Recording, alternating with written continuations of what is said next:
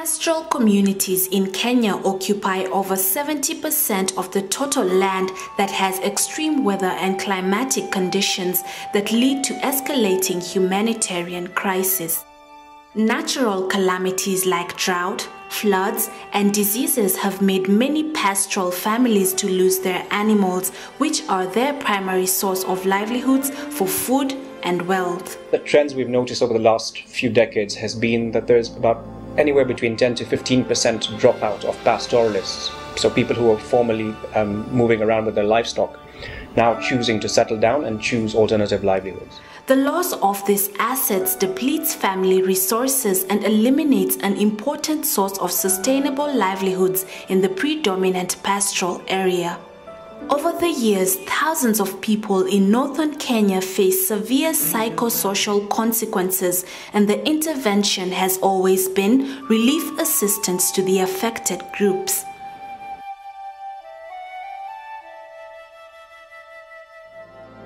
In September 2007, Care Kenya started a 2-year program on enhanced livelihoods in Mandera Triangle to promote long-term economic development in drought-prone pastoral areas. The enhanced livelihood in the Mandera Triangle, a 2-year program focused on building resiliency of pastoral livelihoods and at the same time enhancing and diversifying the livelihood of pastoralists so that there will be withstanding, the recurring shocks. At the same time, it's an opportunity to look into other activities which can help pastoralists improve their livelihood. As part of the USAID broader regional enhanced livelihood in pastoral areas, the program focused on the affected population to enable change from emergency support to new innovative adaptive strategies.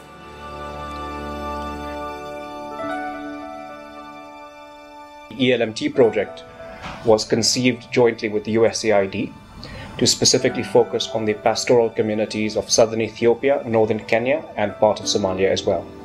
It is a region that is prone to recurrent drought and famine. It is also a region where there have been a lot of challenges in terms of trying to promote good development in the longer run. We've created a fair amount of dependence in the communities by providing relief to them on a regular basis. And ELMT was looking to find ways in which we could try to improve the capacity of the community to build their resilience so they can also cope with other droughts and famines in the future as well. To transform the community's resilience to better livelihood, groups were identified for training on business development skills and given institutional capacity building with more skill on group savings and loans management. Most of the members in these groups are pastoral dropouts, and therefore there was need to consider the diversification of the livelihood activities to enhance and promote alternative source of income to the groups and individuals to be self-reliant and able to change their own destinies through entrepreneurial activities. Changing people's mindsets and attitudes about how they approach their livelihood has big impact. In the sense that people now could be able to relate their activities with what they have been trained on something earlier, on using the BDS as an entry point. Existing initiatives like mat weaving, beekeeping, gardening, and camel meat preservations were targeted as key livelihood diversification that would increase the production volumes and our quality improvement to the groups.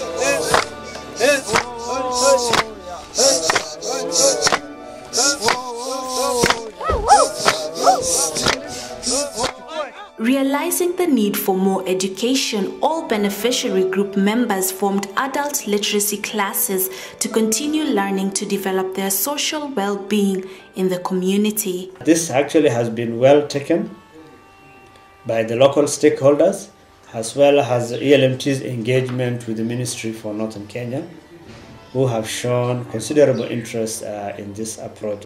The Livelihoods project empowered women to break their cultural and religious barriers by showing the new acquired skills and knowledge in enterprise development. Care imetufunza, imetusaidia. Tukafundishwa mambo ya biashara, tukafundishwa mambo ya nyuki, vile ya kukamua na kutengeneza, tukafundishwa vile tungekuwa group kujimanage. They don't look at their groups as mere social outfits, whereby they can just gather over the weekends and discuss and so on. But now they can be able to look at it as a business entity, whereby they learned about profit and loss, they learned about negotiation skills, they learned about how to reallocate the meager resources that are available and so forth. Those livelihood groups that were undertaking beekeeping were given training in beekeeping. Those that were undertaking farming were given training in farming. The mat makers were enabled on improvement of mats so that they could sell to markets beyond their location, and they were also linked with the market. Care Kenya training team had manuals and training kits that focused on business stimulation methods, which demonstrated experiential learning process that made it easier and faster for groups to understand entrepreneurial practices. In business training, we used a very interesting methodology, experiential learning methodology, which brings real-life experience and emotion into the training venue, where they did a lot of exercises and discussion, and the facilitator would lead them to discover information for themselves.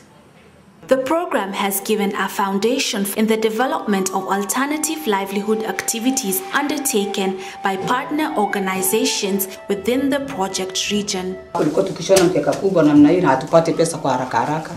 Tulipopata masomo ya kushona hizi vikapo kidogo kidogo tumepata pesa. Tukawa na hakiba ya kutosha. Sasa hizi wakituambia kitu chochote, hatukai kuambia kikundi tangeni 10 tuko na hakiba yetu tunaenda tunatoa, tunafanya nayo kazi yetu.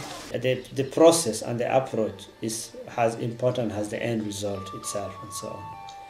In the sense that while our end result and expectation is that increased income, there's that self-reliance, self-sufficiency in an environment whereby there is high dependency and so on. The program was supposed to be a 2-year program, but it had a very slow start, mainly because of security and delay in setting up the project. The expectations of the communities were too much, but we were able to work with them and we were able to help them to own the project through making contributions. Groups and individuals have shown reduced reliance on emergency assistance by increasing their household incomes and economic resiliency through strengthened conditions to participate in broader social and economic development processes for the pastoral community in the Mandera Triangle.